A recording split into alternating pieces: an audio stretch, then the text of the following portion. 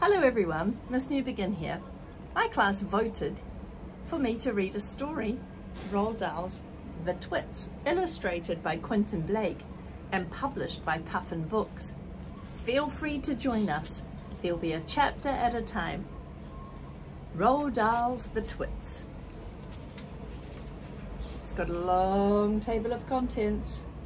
It's going to be a lot of chapters. Chapter 1, Hairy Faces. What a lot of hairy-faced men there are around nowadays. When a man grows hair all over his face, it's impossible to tell what he really looks like. Perhaps that's why he does it. He'd rather you didn't know. But then there's the problem of washing.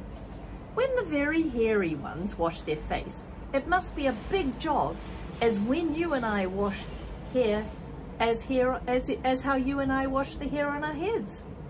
So what I want to know is this: how often do all these hairy-faced men wash their faces? Is it only once a week, like us, on Sunday nights? Oh, I wash my hair more than that. Or do they shampoo it? And do they shampoo it? Do they use a hairdryer on their faces? Do they rub hair tonic in to stop their faces from growing bald? Do they go to the barber to have their hairy faces cut and trimmed? Or do they do it themselves in front of the mirror with little scissors? I don't know. But next time you see a man with a hairy face, which will probably as soon as you step out onto the street, maybe you will look at him more closely and start wondering about some of these things. Mr. Twit. This is actually chapter 2. They're short chapters that Roald Dahl's written. Mr. Twit. Look at Mr. Twit. He has a very hairy face. Mr. Twit is one of these very hairy-faced men. The whole of his face, except for his forehead, his eyes, and his nose, are covered in a thick hair. The stuff even sprouted in revolting tufts out of his nostrils and his ear holes. Mr. Twit felt that this hairiness made him look terrifically wise and grand. But in truth, he was neither of those things. Mr. Twit was a twit. He was a born twit. And now at the age of 60, he was a bigger twit than ever. The hair on Mr. Twit's face didn't grow smooth and matted, as it does in most hairy men's face. It grew in spikes that stuck out straight like the bristles of a nail brush. Ooh. And how often did Mr. Twit wash this bristly, naily face of his? The answer is never, not even on Sundays.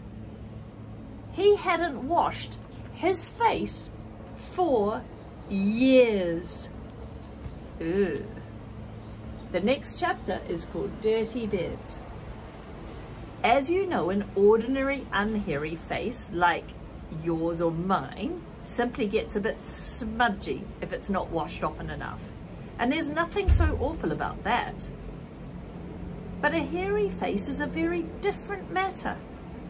Things cling to hairs, especially food. Things like gravy go right in amongst the hairs and stay there. You and I can wipe our smooth faces with a flannel, and we quickly look more or less all right again. But the hairy man cannot do that. We can also, if we're careful, eat our meals without spreading food all over our faces. But not so the hairy men. Watch carefully next time you see a hairy man eating his lunch, and you will notice that even if he opens his mouth very wide, it is impossible for him to get a spoonful of beef stew or ice cream or chocolate sauce into his mouth without leaving some of it on the hairs. Mr. Twit didn't even bother to open his mouth wide when he ate. As a result, and because he never washed, There were always hundreds of bits of old breakfast and lunches and suppers sticking to the hair around his face. They weren't big bits, mind you, because he used to wipe those off with the back of his hand or his sleeve while he was eating. But if you look closely, not that you ever want to, you will see tiny little specks of dried up scrambled eggs.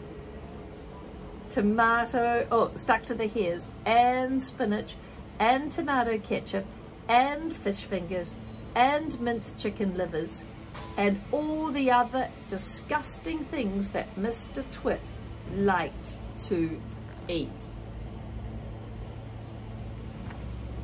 If you look closer still, hold your noses, ladies and gentlemen, if you peer deep into the moustachey bristles sticking up all over his lip, you'll probably see a much larger objects that had escaped the wipe of his hand. Things that had been there for months and months, like a piece of maggoty green cheese, or moldy old cornflake, or even a slimy tail of a tinned sardine. Oh.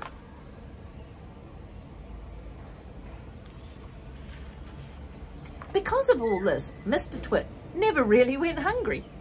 By sticking out his tongue and curling it sideways to explore the hairy jungle around his mouth, he was always able to find a tasty morsel here and there to nibble on. What I'm trying to tell you is that Mr. Twit was a foul, smelly old man. He was also an extremely horrid man, as you will find out in the next video. Now we've been introduced to Mr. Twit, I wonder if there are more characters in the story. Have you got this book at home? If you have, you might like to follow along with me. I've just read pages 1 to 5, if you're following along.